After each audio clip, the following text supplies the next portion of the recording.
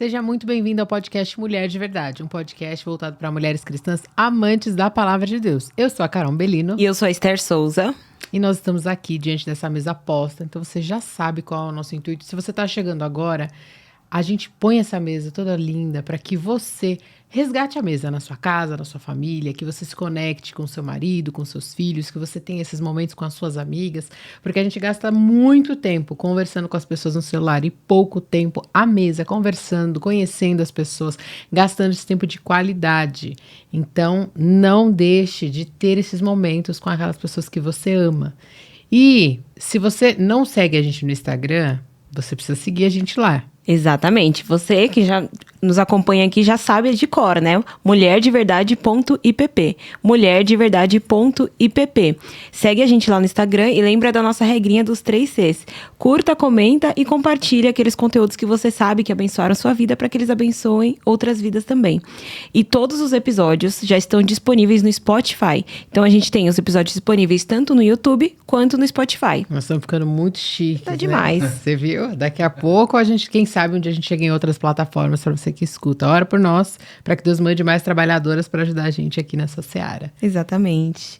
E hoje temos aqui um casal muito especial conosco.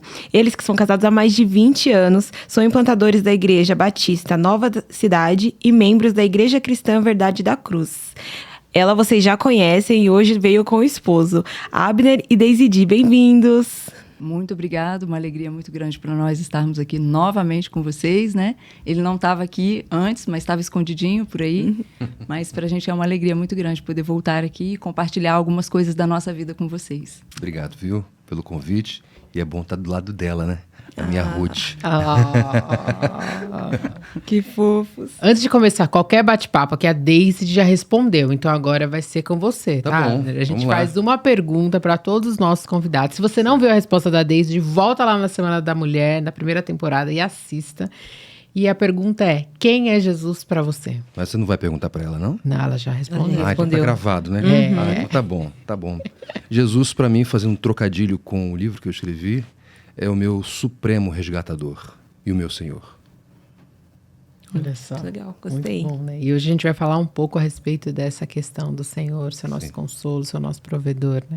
E aí eu queria que vocês contassem como vocês se conheceram. Vocês estavam contando aqui algumas coisas dos bastidores, então vocês contarem para o pessoal que está assistindo a gente. Qual a versão que vocês vão criar, dele ou a minha? As duas. A minha é verdadeira. A dele é incrementada do jeito que ele quer. Isso, é. Bem, eu já namorava uma moça há alguns anos. Nós éramos membros da Segunda Igreja Batista de Macaé, Rio de Janeiro.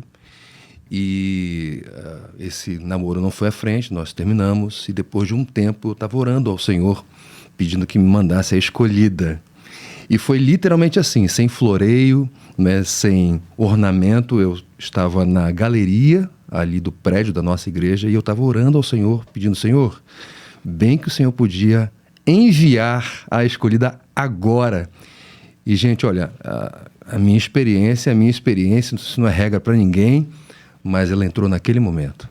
Eu disse, Senhor, o Senhor pegou pesado comigo, hein? Eu aceito. E aí, depois disso, tínhamos amigos em comum e eu entrei em contato com um deles e pedi para que ele conseguisse o contato dela. E ele, em um dia, conseguiu, eu telefonei.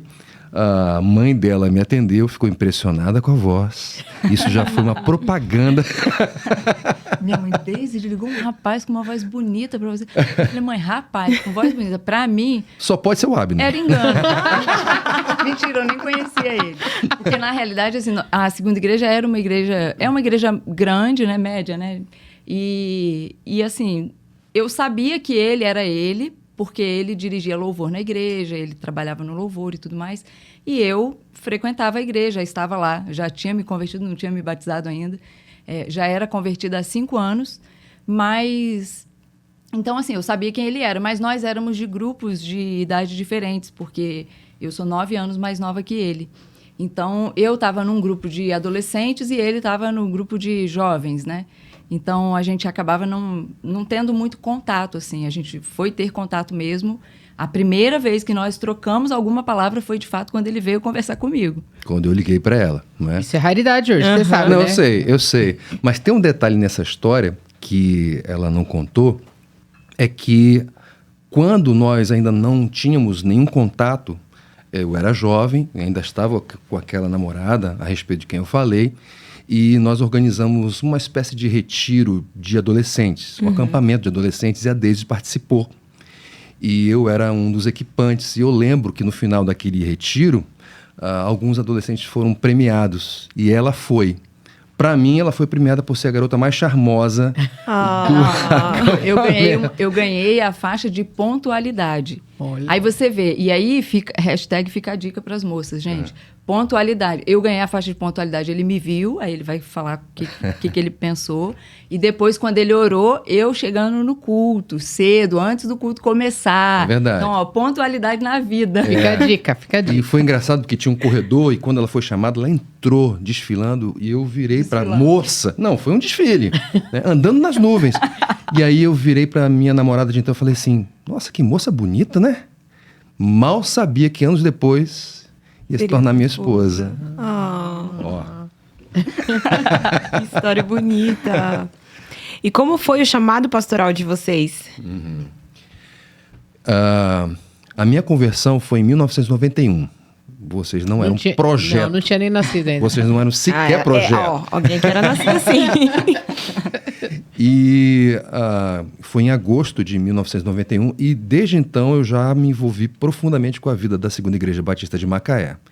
Inicialmente foi com o louvor, e dali eu comecei a ter outras oportunidades de ensinar EBD, grupo de comunhão, como era chamado na época. E aí, se eu não me engano, em 1994 eu participei de um acampamento de jovens, era no período de inverno, e naquela ocasião não vou lembrar quem era o preletor, o que ele pregou, mas eu lembro de um momento em que ele chamou alguns rapazes à frente para orar por aqueles que estavam sentindo que estavam sendo chamados para o ministério pastoral especificamente. E eu entendi que Deus estava falando comigo naquele momento. Então, a partir dali começou toda uma jornada que culminou em 2003, quando de fato eu fui para o Seminário Bíblico Palavra da Vida. Mas isso levou 9 anos. Nossa, bastante tempo. Nesse período, isso foi em 2003, né? Nós conversamos a primeira vez, que é a data que a gente comemora, né? O nosso início de namoro, foi novembro de 2000, novembro do ano de 2000. E aí, quando ele conversou comigo, ele era formado engenheiro, trabalhava como engenheiro, era concursado. E aí ele já falou comigo: olha, hoje eu estou trabalhando como engenheiro, mas amanhã pode ser que não seja isso. Ele ainda não tinha muita clareza também, mas assim, ele sabia que possivelmente ele não estaria trabalhando comumente, né? E estaria mais envolvido com o ministério. E já falou isso para mim antes da gente oficializar até namoro, né? E aí eu falei: bom, se Deus quiser que a gente fique juntos, se for isso de fato, então eu vou estar com você. Para onde você for, irei, né? Aí, ó, então, tá vendo? Eu não era Noemi, mas... Então, assim, eu vou estar com você. Então, se é isso que Deus tiver pra gente, a gente vai estar junto, né? E aí foi quando ele... Aí, um tempo depois, ele entendeu que era o Palavra da Vida, né? Na verdade, ele já tinha esse chamado há um tempo, mas ainda não tinha encontrado a melhor escola para fazer o seminário. E até isso, a minha vinda foi importante. Porque a gente foi para o retiro vocacional porque a gente conversava muito sobre vocação. Porque para ele estava tudo muito claro.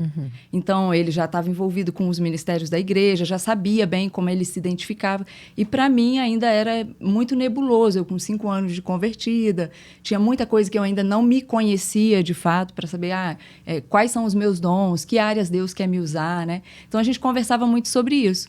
E nós vimos um folder sobre o retiro vocacional por causa de um amigo nosso que foi para Macaé com o grupo fazer semana de ministério, né? E aí vimos lá. Aí ele, aqui, ó, retiro vocacional, a gente podia ir, né? Porque vai ser bom para você e tal. Mal sabíamos que era para os vocacionados entenderem se lá era a escola que eles queriam estar, né? E aí, quando nós fomos, ele entendeu que era lá e falou: Deise, já é aqui. E aí nós protelamos um pouquinho o plano de casamento, que a gente já estava com o plano de casar já... Em 2003, né? Só que por causa do primeiro ano do seminário, que foi 2003, a gente adiou para o ano seguinte. E aí nós casamos em 2004. Não é? Mas nós fomos para o seminário, primeiro eu, em função dessa situação que ela acabou de descrever. A gente achava que o retiro vocacional ia falar sobre vocação, e quando nós chegamos lá, a proposta do seminário é falar para os vocacionados. Não é?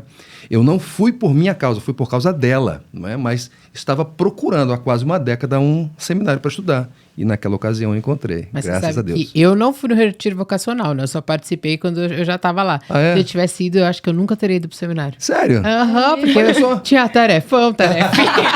Não. É que essas coisas, né? Tarefinha. É A gente tinha verdade. que limpar os ambientes, É tudo verdade, arrumado. verdade. Eu acho que se eu Eu não vou tivesse vir pra cá, ido, não. eu ia. Teve que ser surpresa, né? Só que agora não dá mais para sair. Eu cheguei lá, já tava na rotina, não tinha o que fazer. Eu só queria academia, eu só queria estudar. Esse negócio de lavar louça. É que eu achei que a gente ia chegar lá e ia estudar o dia inteiro. Tá bom, né? Ainda Ai, bem que eu tadinha. cheguei lá sem saber, ainda bem. Tem muita A gente. gente já que chegou sabendo. É. Mas a Deise pegou assim, só o top, né? Porque nós chegamos já casados. E aí não tinha tarefão tinha pra mim, mas pra ela não. Ah, é Quer dizer, verdade, as esposas não tinha o faziam tarefão dela. Ela tinha que cuidar da O casa. tarefão básico, né? O Era um tarefão da tarefaço. vida, né? Tarefaço. Mas para mim foi interessante, assim, até porque eu aproveitei bastante também lá, porque na minha época eu não tinha muito limite de crédito, né? Eu podia fazer quantas matérias quisesse, eu podia fazer 7 créditos e podia fazer quantas matérias eu quisesse como ouvinte. E aí ele falava, faz essa matéria aqui não vai ser legal. Até por ele já me conhecer também, isso aí me ajudou, né? Então, e aí ele me deu só o filé. Isso é muito legal. E é um tempo muito bom, né? Um tempo especial de preparação, tudo. Não, a nossa vida conjugal começou lá.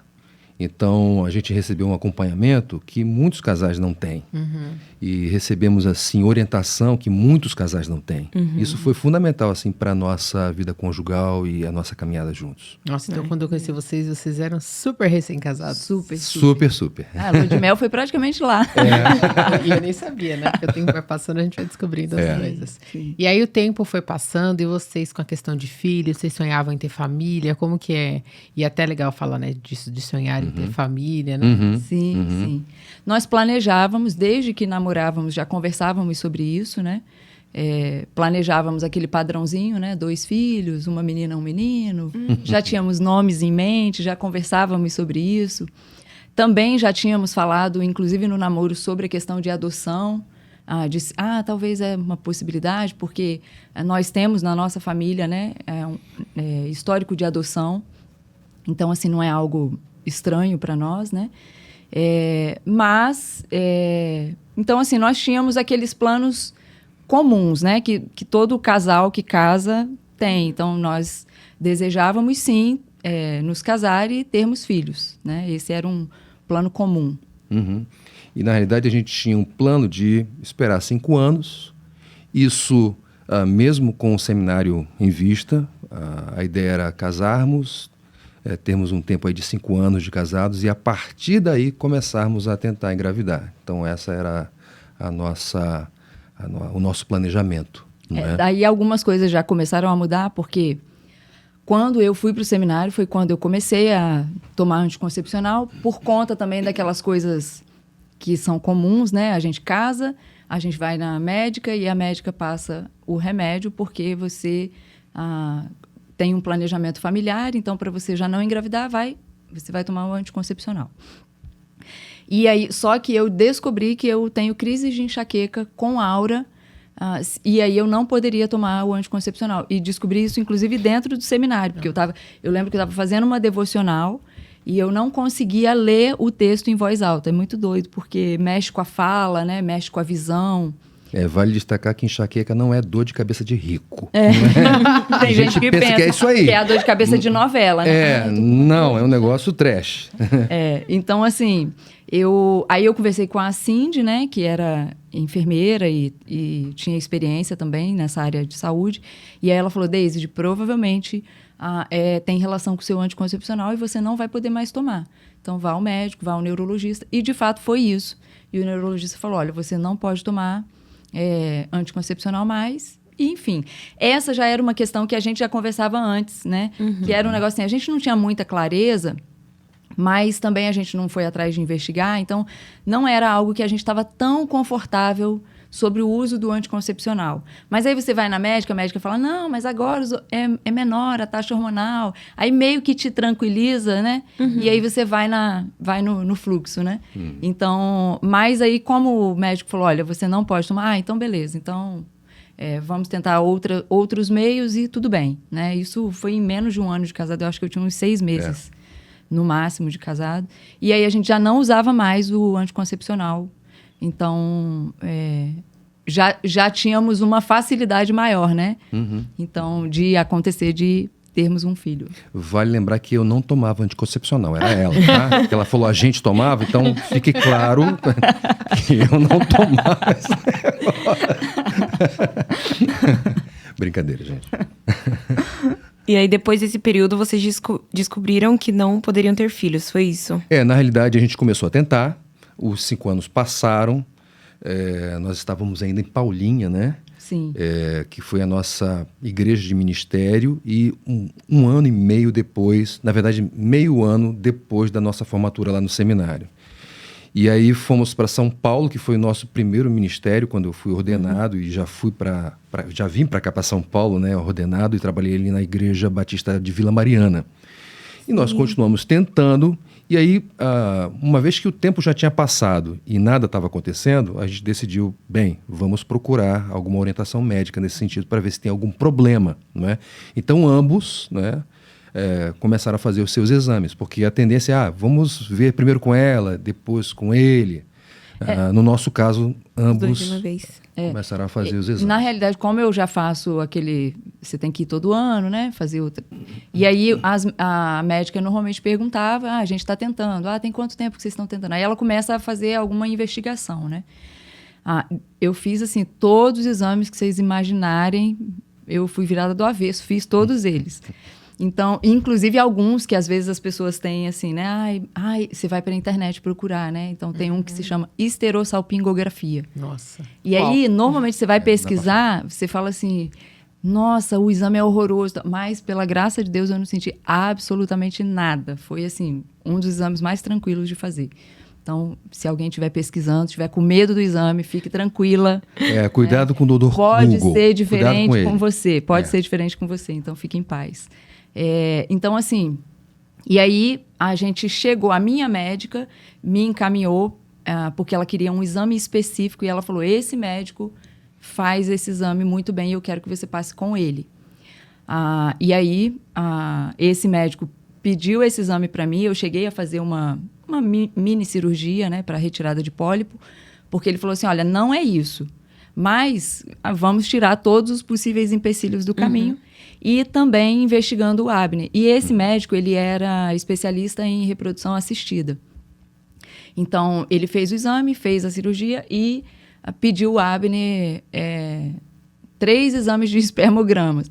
Quando chegou no terceiro, eu falei, doutor, se eu pedir mais um, eu não vou engravidar, porque já acabou, né? Eu chegava na clínica e já me oferecia um café. Seu Abner, de novo aqui. E aí, mas por fim, esse terceiro, a gente teve, então, um diagnóstico fechado. E aí ele disse, olha, eu não posso dizer que é impossível, mas eu posso dizer que vocês têm menos chances do que o que é comum, né? O diagnóstico é que eu não sou estéril, mas a dificuldade é muito maior, né? E é engraçado que o médico falou pra gente assim, a gravidez é um milagre. Palavras dele. Só que no caso de vocês, o milagre tem que ser maior. Basicamente foi isso aí. Né? Então, existe a possibilidade, embora ela seja remota. Entendi. Mas até se fosse 100%. Milagre Milagre é milagre. é milagre. Milagre, milagre. A gente teve um casal que veio aqui que contou que os dois fizeram todo tipo de exame, nenhum dos dois tinha nenhum problema e eles não conseguiam engravidar de jeito nenhum. Então, quando é a vontade soberana de Deus. É né? isso aí. Isso foi uma das coisas que o médico comentou com a gente no dia que ele falou. Ele falou assim, olha, tem casais que chegam aqui, os dois estão cheios de problemas, engravidam. Tem casais que chegam aqui, um está com problema, o outro não. Aí eles fazem o tratamento, conseguem, beleza, engravidam. Tem outros que chegam aqui, os dois estão super saudáveis, mas não conseguem. E nada acontece. Então, assim, no fim das contas, né, o médico estava dizendo, é um milagre, a vida é um milagre, é Deus que dá quando Ele quer. Então. E aí vocês chegaram a pensar assim, depois de descobrir que a barreira ia ser muito grande, de repente fazer uma reprodução assistida? Eu até queria que você explicasse um pouquinho, pode ter alguém que está assistindo a gente que não sabe o que é a reprodução assistida que a gente está falando, ou vocês pensaram, já que é muito difícil, a gente vai adotar... Na realidade, assim, eu não sei nem se eu vou saber explicar essa parte, porque a gente não chegou a investigar muito detalhadamente. A gente já conhecia casais que, como nós, estavam tentando. Então, tinha um casal que era da nossa igreja à época, e eles estavam fazendo o processo de reprodução assistida. Eu não sei qual o método que eles estavam usando, mas existem métodos diferentes, e aí, nesse sentido, a gente também, como crente, a gente precisa tomar cuidado com que método a gente vai se envolver, né? Porque tem alguns métodos que realmente não seriam apropriados, porque a gente fala, a gente é contra o aborto. Mas aí a gente adota um método que, no fim das contas, vai ser a mesma situação. Então, a gente precisa estar muito atento a isso, né? Mas a gente não chegou... O médico até falou pra gente no final, como ele era especialista, ele tinha uma clínica disso, né? E aí ele perguntou, vocês agora decidem, você ainda tem mais um tempinho, porque eu descobri ainda tinha uma idadezinha que dava ainda para tentar, né? E aí ele falou, olha, vocês podem continuar tentando, sabendo que tem maiores dificuldades, ou vocês já podem partir para uma reprodução assistida. Que aí tem as formas, né? Então, tem um jeito lá que às vezes a pessoa vai precisar. No nosso caso, teria que ser assim, colher o sêmen, e aí escolher lá o espermatozoide que tivesse apropriado e talvez fazer já injetar quando eu estivesse preparada, né? Então, eles vão me monitorando para poder verificar quando estivesse de fato preparado para poder injetar lá. Então, eles fariam o processo, facilitariam esse processo, né? Essa seria a assistida. Tem a in vitro, que é quando ela retira tanto o óvulo quanto o espermatozoide, faz isso em laboratório. Eu tinha escutado falar da in vitro, eu nunca tinha escutado eu também. assistida. Essa assistida é um método diferente, né? Mas, e também ainda tem uma outra que eu também não sei se é in vitro, mas que pega o espermatozoide, pega alguma coisa também do óvulo da mulher e faz isso fora, né? Mas não é... não sei se é in dizer, com certeza. Enfim, e depois injeta lá, não sei se é a mesma coisa. Mas aí a gente não pesquisou. Quando nós saímos do médico, eu lembro que a gente entrou no carro e aí eu perguntei para o Abner. Ela sempre lembra disso. E aí eu perguntei para o Abner, e aí? Porque para mim, assim, eu queria ser mãe, mas nunca foi algo para mim assim, se eu não for mãe eu vou morrer, né? Não, eu queria ser mãe como todo mundo queria ser mãe. Eu tenho uma amiga que falava que quando ela começava a namorar um rapaz, ela já imaginava como seria o filho dela, juntando as características dela e do namorado. Era um sonho para ela, algo assim, ela sonhava aquilo. Então, assim, eu desejava, mas não era algo como ela, né? E nesse sentido, eu creio também que isso foi até cuidado de Deus para comigo, né? Então, eu desejava. Por outro lado, eu também não gostaria, e até por ter visto também algumas situações assim, eu não gostaria que fosse assim, eu quero tanto e você vai ter que se submeter ao que eu quero. Então, assim, eu quero e você vai ter que aceitar que eu quero. Então, assim, se ele dissesse, Deise, vamos partir para a reprodução assistida, então vamos junto, eu vou encarar. Agora, se ele dissesse, Deise, está tudo bem, então para mim também estava tudo bem. Não, se ele falasse, não, eu quero muito ter um filho, eu quero muito, eu sonho... Então, beleza, vamos juntos. Agora, se ele dissesse, vamos descansar no Senhor? Então, vamos descansar. Então, de fato, foi isso que ele disse, né? Deise, vamos continuar tentando. Ele disse que não é impossível, disse que a gente ainda tem uma possibilidade, então vamos descansar no Senhor. E, dali para frente, a gente, de fato, descansou. O curioso é que esses métodos de reprodução, eles são muito caros. E eu lembro que quando algumas pessoas da igreja sabiam que a gente estava tendo dificuldade, algumas delas até ofereceram recursos para a gente fazer uma reprodução assistida, procurar algum tipo de tratamento nesse sentido. Mas nós recusamos. A gente, de fato, decidiu esperar, e como a gente costuma dizer, e é exatamente isso mesmo, esperar no Senhor, porque, de fato, nós não temos um diagnóstico de esterilidade, não temos isso. Então, isso significa que, ainda que as possibilidades sejam mínimas, elas existem. Então, nós decidimos, então, esperar de fato no Senhor que Ele fizesse esse milagre. A gente entende que o Evangelho, ele tem uma implicação, ou um efeito, do Evangelho é sermos adotados pelo Senhor. E nisso a gente enxerga um incentivo à adoção. O fato, e é bom frisar isso, né, o fato de nós termos decidido por não caminharmos por uma adoção, não serve de regra para ninguém. Foi uma decisão nossa, nós temos aí as nossas razões para não termos nos encaminhado nesse sentido. Entendemos que, como eu disse, o Evangelho é um estímulo para que nós adotemos, mas não é uma palavra de ordem, né? Então, às vezes, as pessoas confundem as coisas, né? Olha, você foi adotado por Deus em Cristo, então seria interessante que você reproduzisse essa prática na sua vida e na sua realidade. Ok, desde que isso não se torne uma obrigação, porque o Evangelho não me obriga a fazê-lo. Uhum. E tem a questão assim, né? Às vezes a gente pensa, o que eu faço tem que glorificar Deus, mas também a minha motivação precisa glorificar Deus. Sim. Então, nesse sentido, e essa era uma preocupação nossa, se Deus está nos dando um não, será que a adoção não vai ser um jeito de tentar dar um jeitinho naquilo que Deus disse um não? Então, assim, será que Deus não quer usar esse não na nossa vida, né? E um tempo depois, eu penso que a gente compreendeu que isso era, sim, um instrumento do Senhor na nossa vida e no nosso ministério, né? Especialmente, a gente trabalhou alguns anos com jovens e adolescentes e tem uma fase da juventude que todo mundo passa na crise, né? Então, meu Deus, né? Eu vou me casar, eu não vou me casar, isso vai acontecer, isso não vai acontecer. E, por vezes, você vai aconselhar e aí elas podem olhar para mim e dizer, tá bom, para você é muito fácil, né? Você está casadinha aí com o seu marido, está feliz. Mas eu também tenho uma condição em que eu preciso lidar com o não do Senhor para mim e descansar no Senhor nisso, né? Então, ao longo desse tempo, o que a gente tem aprendido é que, de fato, o Senhor é a nossa satisfação. A gente não é completamente fechado à questão da adoção, não vamos adotar de jeito nenhum, mas a gente não quer que isso aconteça com uma motivação errada. Uhum. Então, já aqui, então vamos tentar aqui, né? Então, a gente quer ter clareza de que é isso que o Senhor tem direcionado para nós. Até aqui, ao que parece, Ele tem nos usado e o experimentar desse não nessa área tem sido um instrumento dele para que isso console, conforte e ajude outras pessoas a entenderem que casados sem filhos podem se satisfazer no Senhor, né? De que a vida não é só completa quando nós temos filhos.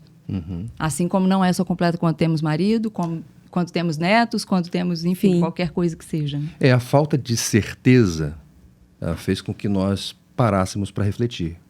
Será que Deus não está falando conosco, especificamente na nossa experiência particular, que não é para nós? E que se não for, beleza, Deus está no barco, e se Deus está no barco, esse é o melhor para a gente. A gente tem que aprender a conviver com essa realidade. Entre aspas, uma limitação, tudo bem, é uma limitação. Mas quando nós olhamos assim para as Escrituras, olhamos para os personagens bíblicos, todos eles lidaram com limitações, né? E, como o próprio apóstolo Paulo disse lá em 2 Coríntios 12, a graça foi suficiente para ele. E a gente tem experimentado dessa graça do Senhor, e que tem sido de fato suficiente para a gente. Ai, que legal. A gente esquece, né? A gente sempre quer encontrar algo que a gente acha que vai preencher, é só isso que vai satisfazer nosso desejo, mas é a graça de Deus. É só disso que a gente precisa. Sim.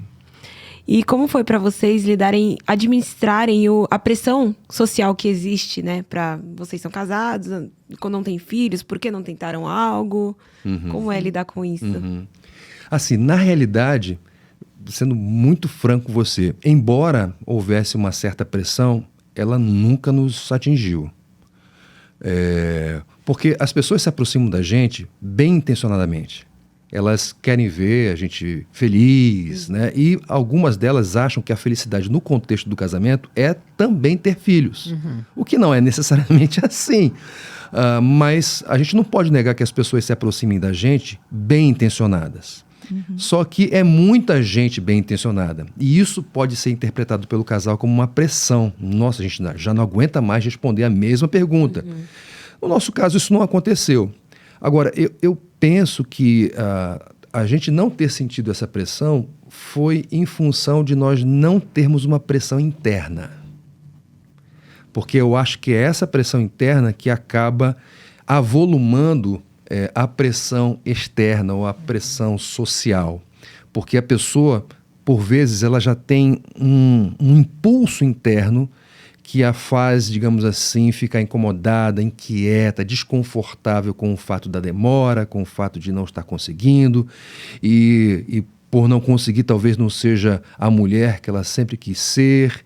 Então, essa pressão interna, ela é pior que a pressão externa. E quando você junta as duas, aí fica bem complicado de administrar. Mas no nosso caso, a gente não tinha essa pressão interna.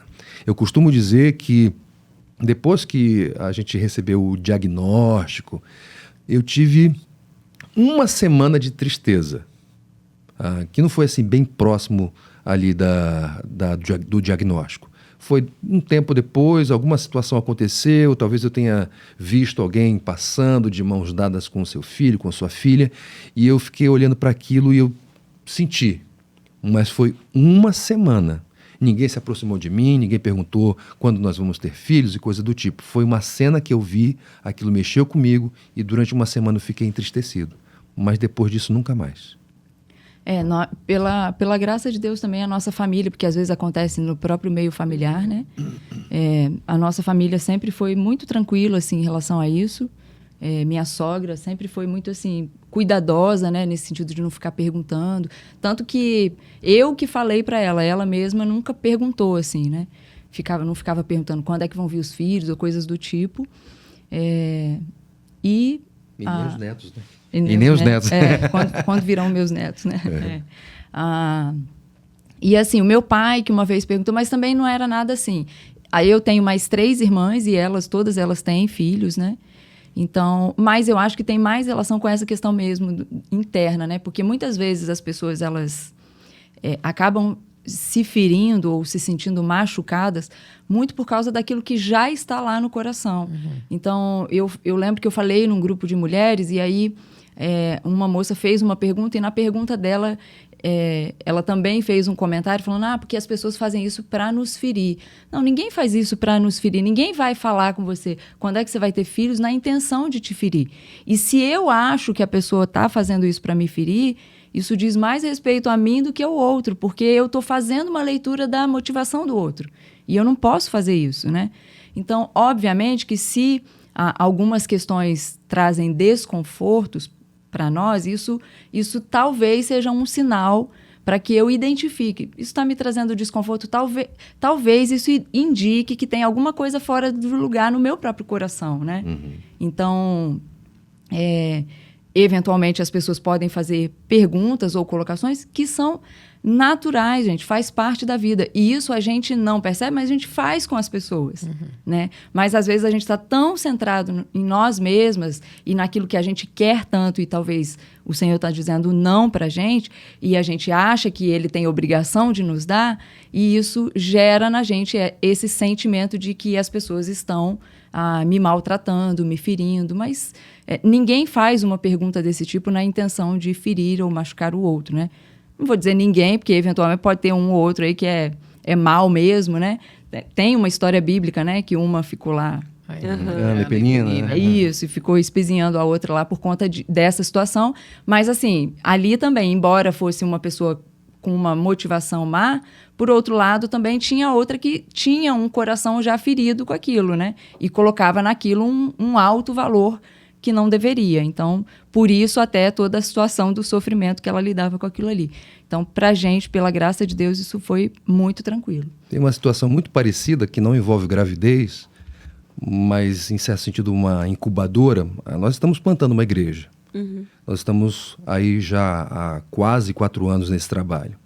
E tem plantações que iniciam no mês e no seguinte já estão voando.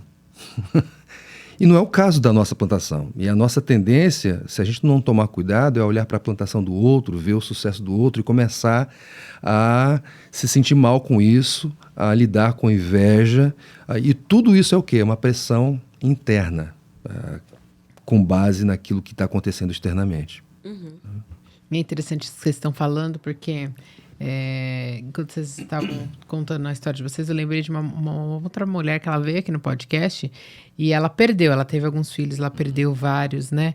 E eles sempre tiveram o desejo de adotar, mesmo antes Sim. deles terem os próprios. Então, eu achei legal vocês colocando isso, porque eles falavam, eles adotaram um menino, né? Ela fala, eu não adotei porque eu não podia ou porque eu perdi. Sim. Mas porque eu sempre tive convicção de que eu queria ter muitos filhos, meus, e os que Deus nos desse, e aqueles que o Senhor ia plantar no nosso coração.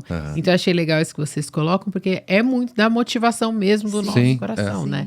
Eu quero, e ela falou assim, a gente entende que isso é o chamado de Deus para nós, e ela perdeu acho que 2 vezes, né? Ela teve uns processos, assim, e depois eles tiveram ainda uma filha com deficiência, tudo, e mesmo assim eles entendem, não? E eles querem mais. Eu falei, mas numa da situação deles, depois ainda de ter uma menina, ela falou, não, eu vou ter quantos o Senhor quiser, e se tiver que adotar. Então, acho que isso é muito legal, porque é do seu relacionamento com o Senhor, é muito íntimo, né? Do seu relacionamento com o Senhor, entendendo a motivação e o plano que Ele tem para cada pessoa. E a gente não querer ficar substituindo, colocando, criando, né, novos deuses, novos ídolos. E nem estabelecer uma regra, né? Então, porque vocês não tiveram filhos, logo vocês terão que adotar? Não necessariamente.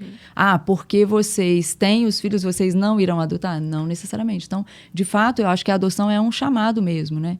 Então, eu já vi casos, já ouvi histórias de gente que passou pela adoção, adotou, e aí depois a pessoa engravidou e aí quis devolver a criança.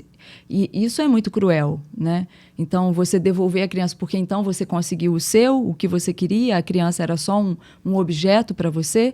Então, não é para ser assim, né? E esse não é o chamado do Senhor para nós. Essa é uma evidência de que a motivação não estava correta. Então, eu achei Agora, tem uma pressão, e essa pressão foi mencionada pela Deise aqui, que é a pressão da adoção em função de não ter filhos.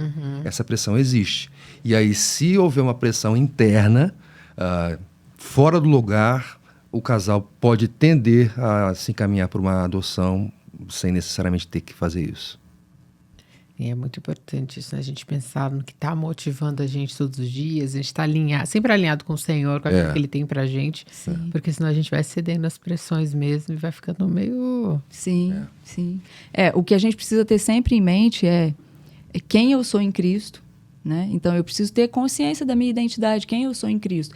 Eu não vou ser mais mulher porque eu vou ser mãe, né? Eu não vou ser menos mulher porque eu não sou mãe. Eu sou uma mulher porque Deus me fez mulher, e ponto, né? Então, às vezes tem um pouco dessa pressão, tipo, você só vai experimentar. Tem uma frase, eu entendo essa frase, né? Mas que ela diz, você só vai experimentar o verdadeiro amor quando você for mãe. Gente, isso, se a gente lembra do Evangelho, isso é uma grande mentira. Eu entendo, obviamente eu não entendo a particularidade da maternidade, mas eu entendo o que as pessoas querem dizer com isso. Por outro lado, a maior experiência de amor que nós temos é Cristo, né? E essa experiência eu tenho. Então, assim, Jesus me salvou, sendo que eu não merecia nada, né? E, às vezes, a gente olha para o Senhor e para tudo que Ele faz por nós como se Ele tivesse obrigação de nos dar. Ele não tem obrigação de nos dar nada.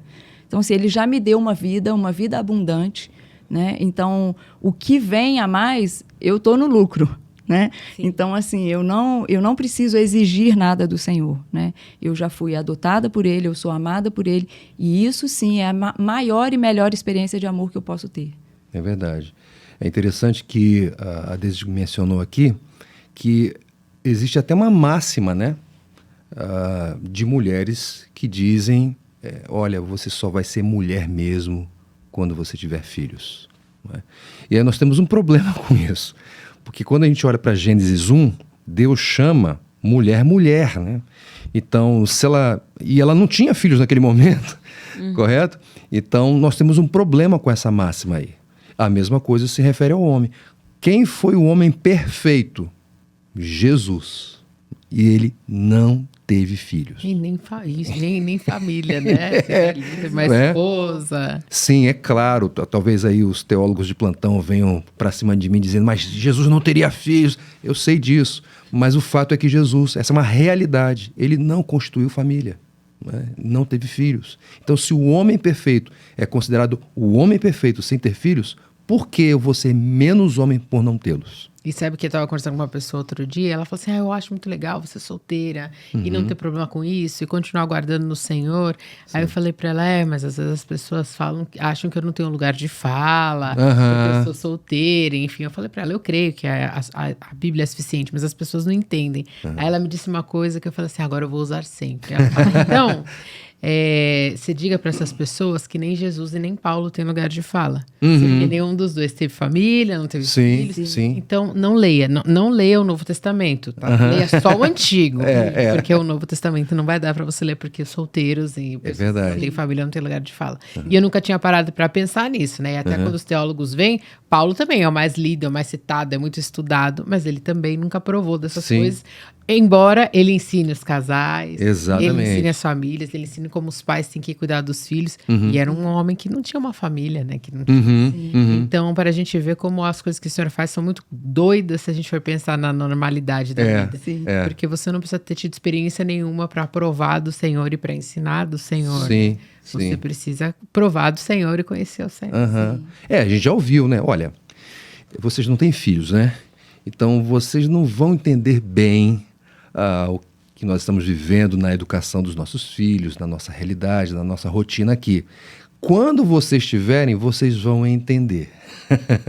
Só que por trás dessa fala tem uma negação da suficiência, da autoridade da Bíblia. É verdade, assim, eu não sei trocar fralda. Né?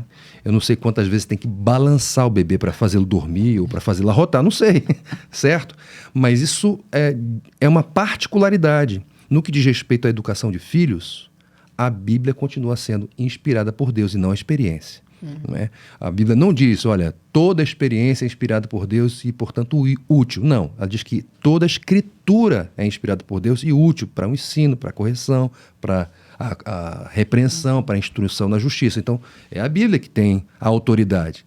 Então, quando a gente vai e se propõe a orientar famílias, o que a gente faz, a gente vai baseado não na nossa experiência, a gente vai baseado na autoridade da palavra de Deus que é inspirada por Ele. Né? E aí eu queria que vocês contassem então um pouquinho como que vocês encontraram assim beleza e graça nesse lugar que o Senhor colocou vocês e foram vivendo, porque vocês vão falando, não tem amargura, não tem tristeza, não tem pesar, e tem pessoas que optam, não, a gente não vai adotar, a gente não vai ter, já que a gente não pode ter, a gente também não vai mais pensar nisso, mas você sente que essas pessoas não vivem a vida abundante que o Senhor preparou para elas viverem. Quer começar? Carol, como é importante conhecer Deus. Porque a base da nossa vida é o Senhor. Né? E nós conhecemos ao Senhor por meio de Cristo. Então, esse conhecimento de Deus em Cristo faz com que nós entendamos a vida e lidemos com a realidade que nos cerca a partir de uma realidade. Ele é soberano. Ele é dono de todas as coisas. É Ele que dirige tudo. E eu sou parte desse tudo que é dirigido pelo Senhor. Então, nesse sentido, eu não sou uma vítima da história, mas eu sou alguém muito bem cuidado pelo Senhor. Então, eu tenho a convicção de que Deus é soberano, de que em Cristo eu fui adotado, e porque eu fui adotado, eu sou filho legítimo, co-herdeiro com Cristo, herdeiro de todos os benefícios que foram garantidos pelo Senhor na cruz do Calvário. E como filho, eu tenho um excelente pai. Eu tenho o pai mais excelente e mais supremo, que é o Senhor. Então, Deus vai cuidar de mim, Ele vai me disciplinar, Ele vai me corrigir. E em todas essas ações dele, o que eu posso perceber e que eu posso afirmar a respeito de Deus? Que Ele me ama. Porque Deus disciplina quem ama. Se Ele não me disciplinasse, eu seria um filho ilegítimo. Mas Ele me ama. Então eu estou convicto de que nessa condição que nós vivemos ainda, nós somos muito bem cuidados pelo Senhor. Então isso nos dá tranquilidade. E é nisso que a gente encontra graça. Deus cuida da gente. Sim. Na porta da geladeira da minha casa, tem lá o versículo de Jó 42:2, que eu amo esse versículo, né? Sei que podes todas as coisas, nenhum dos teus planos podem ser frustrados. Então, tem relação com essa questão da soberania de Deus. Deus é soberano. Se Ele quiser, num piscar de olhos, eu posso engravidar, né?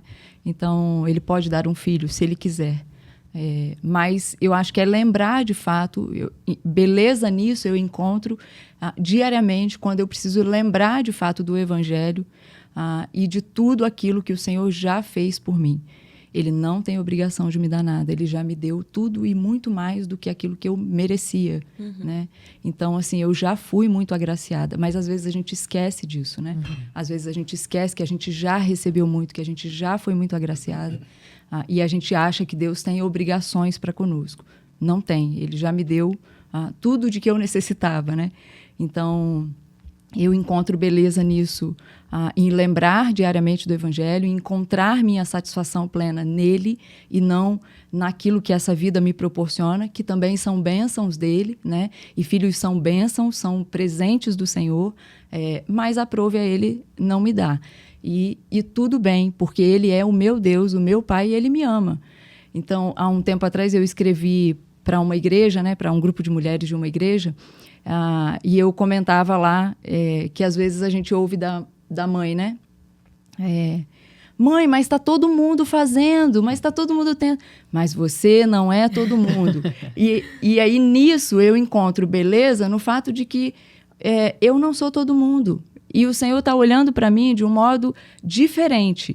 Eu não entendo, eu posso não entender os planos dele, mas ele tem planos diferentes para mim do que ele tem para todo mundo, né? E ele quer me ensinar algo com isso, e ele está me olhando de uma maneira diferente. Então, eu não sou todo mundo, né? Então, mas eu não tenho filho, todo mundo tem. Daisy, você não é todo mundo, né? E eu estou cuidando de você como uma mãe cuida dos seus filhos, que diz, você não é todo mundo, né? Então, um temor que às vezes algumas pessoas têm, mas quem vai cuidar de mim na velhice, né?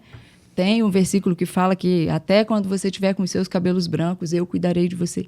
Ele cuida da gente, ele vai cuidar de nós. Ele cuidou desde que eu nasci, passando por um cenário familiar não tão bom, mas ainda assim ele estava lá cuidando, me preservando. E num dado momento da minha vida ele me chamou, né? Ele me recolheu, então me fez entender o amor dele.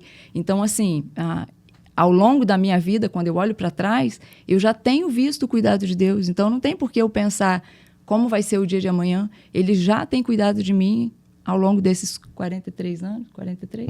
43 anos. Então, assim, é só descansar mesmo, de fato, nessa soberania, né? E no fato de que ele é um pai bom, né? Ele continua sendo bom, mesmo diante do não que ele dá. Ele é um Deus bondoso, amoroso, gracioso. Eu posso não entender, mas eu sei que ele é bom. E isso é o que tem que me sustentar. Via de regra, o não é frustrante. Sim. Certo? Mas nós não somos os únicos. Porque normalmente a nossa tendência, quando nós não temos uma expectativa atendida, é de que só nós não tivemos a nossa expectativa atendida. Está todo mundo indo. É verdade. Mas como nós, tem uma centena, milhares de pessoas passando pela mesma situação que a gente, vivendo a mesma experiência. Talvez alguns numa situação até pior do que a nossa. Não é? Nós não somos os únicos. E há um outro detalhe importante também, é que a nossa condição nos dá uma certa flexibilidade e uma mobilidade que casais com filhos não têm. Sim. Quando a gente olha, por exemplo, para 1 Coríntios capítulo 7, o apóstolo Paulo lida com essa questão ali. Não é? E, de fato, nós temos uma disponibilidade que, às vezes, casais com filhos não têm. E é normal, é assim mesmo, porque eles têm os seus compromissos, eles têm as suas responsabilidades e eles têm que lidar com elas. Nós não temos essa responsabilidade. E, portanto, por conta disso, a gente tem uma agenda mais flexível, mais aberta, que nos dá liberdade para atender pessoas, para cuidar de pessoas, aconselhá-las e etc.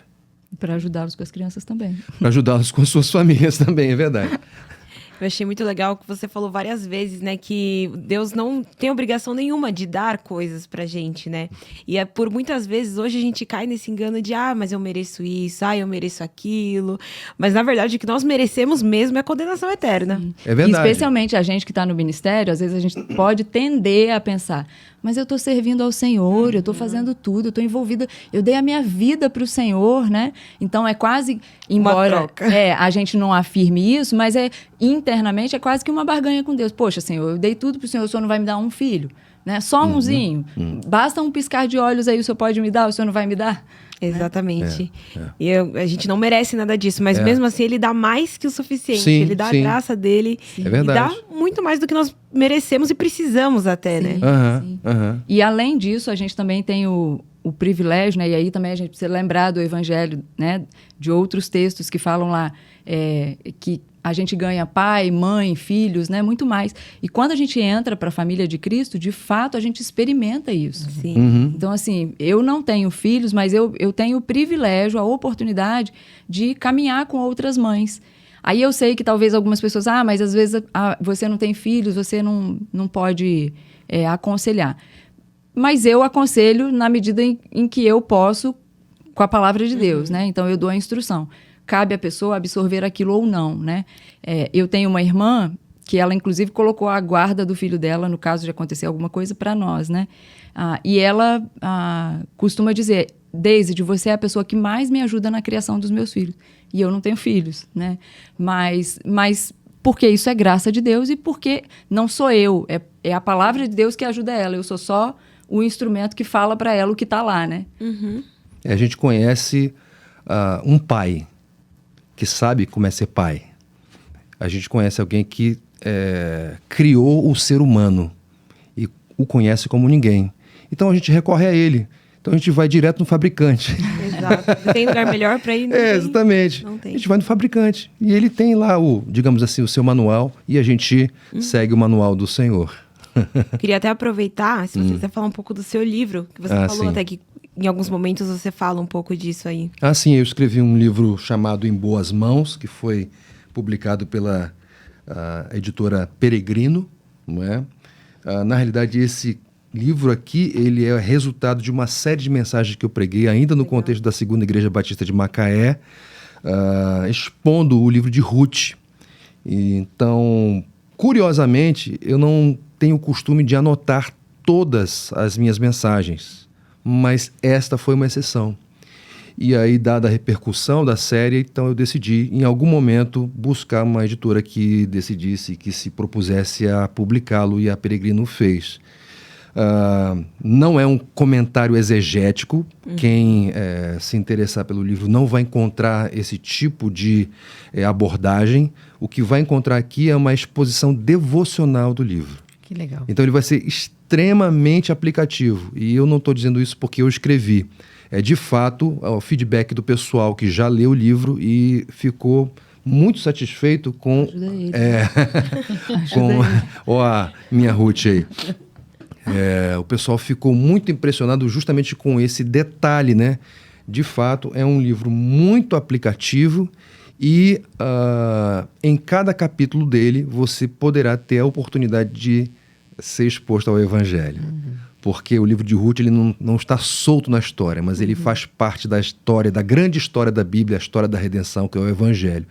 E quem, porventura, adquirir esta obra vai ter contato constante, a todo momento, com a mensagem da graça de Jesus. E como esse livro se conecta com essa grande história da Bíblia, que é o Evangelho. Ai, que legal. Eu já fiquei com vontade de ler. Vale dizer que foi recomendado pelo tio Nico. Dizem por aí que é pai do Beijo Abner. pro tio Nico. Pensa, deve ser bom ou não é? Isso né? E você já leu quantas vezes o livro, Daisy? Olha, eu passei pela série de pregações, né, uma vez, então eu já posso dizer que eu li 3 vezes. Sim, ela leu mais que eu. Já li 3 vezes. Na segunda vez foi assim, uma sentada, mas é muito bom. Não é porque é meu marido não, gente, mas é muito bom.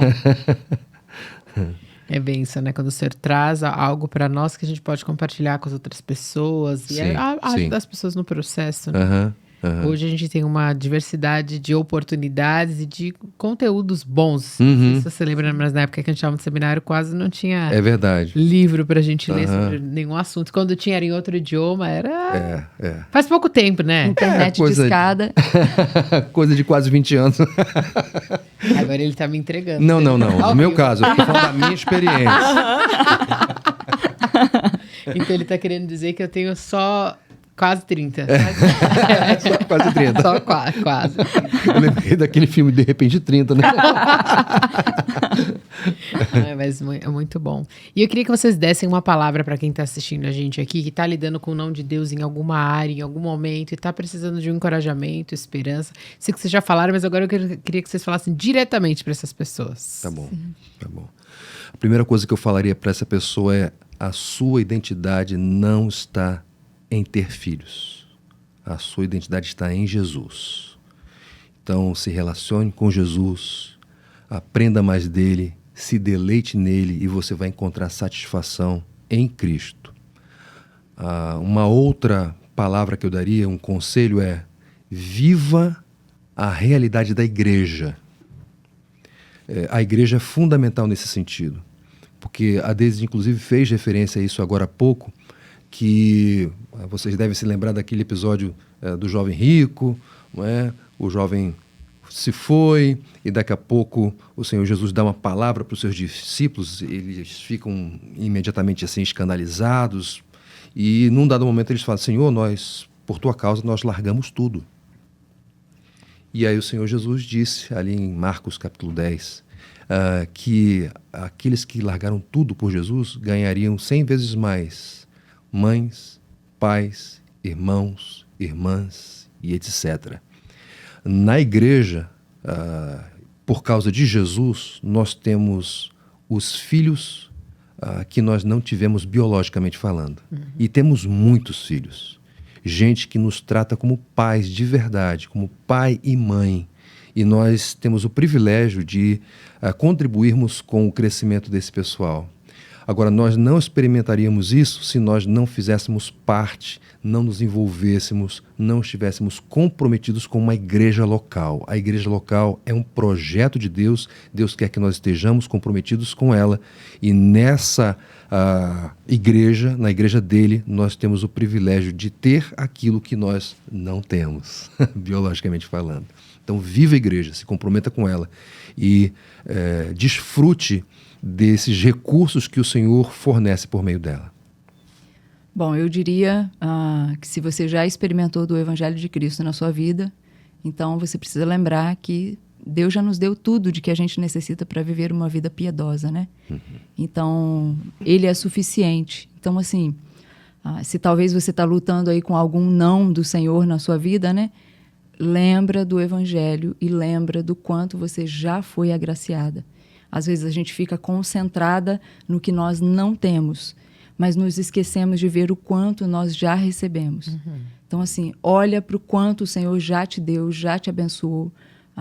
E mesmo em meio a esse não, tem bênçãos que talvez você não consiga entender, talvez você não consiga ver, mas confie no amor do Pai, confie no Senhor. Você já experimentou desse amor? Então confie nele e descanse nele. Ele tem alegria para te dar, mesmo em meio a essa circunstância. Amém. Amém. Eu falei pra vocês que passava rápido, né? Passou? Acabou? Voou. Já, você viu? Mas nem percebeu. Uma hora passar muito rápido. E a gente queria agradecer vocês por terem vindo aqui, compartilhado esse testemunho, encorajado a gente, que eu falo que a gente é muito encorajada pelo que as pessoas contam aqui, né? A respeito do que elas têm vivido com Deus. Que Deus abençoe a vida de vocês, o ministério de vocês, que continue levantando vocês mesmo para abençoar a igreja do Senhor, as pessoas que o Senhor coloca ao redor de vocês, que é muito importante. A gente que agradece. E agradecemos pela oração de vocês, pela palavra que vocês deram, né? E também conte com nossas orações, no sentido de que vocês continuem firmes nesse ministério, que tem sido bênção na vida de muitas pessoas. Que Deus abençoe vocês. Amém. Muito Obrigada. E agora a gente quer falar com você, que está aqui com a gente todas as semanas. Fala sério, se você não foi abençoada hoje por esse conteúdo, eu não sei, né? Mas eu fui muito abençoada. E quando vocês são abençoados, você não pode guardar isso para você. Você precisa pegar esse link e mandar para todo mundo que você conhece. E principalmente, especialmente, se você conhece alguém que está lidando com essa situação. Manda para essa pessoa, para ela encontrar esperança e graça no Senhor, em relação àquilo que ele tem falado, àquilo que ele tem feito. E eu esqueci só uma coisinha importante. Se o pessoal quiser entrar em contato com vocês, como que eles fazem? Meu Instagram é @DaisyDeFortes. E o meu @fortes.abner. Então, muito bom. Então, aí vocês podem procurar eles por lá também para conversar. E você sabe que nós temos um encontro marcado toda semana aqui. Então, nós esperamos você aqui na semana que vem. Um grande beijo. Tchau, tchau. Tchau, tchau, meninas. Tchau.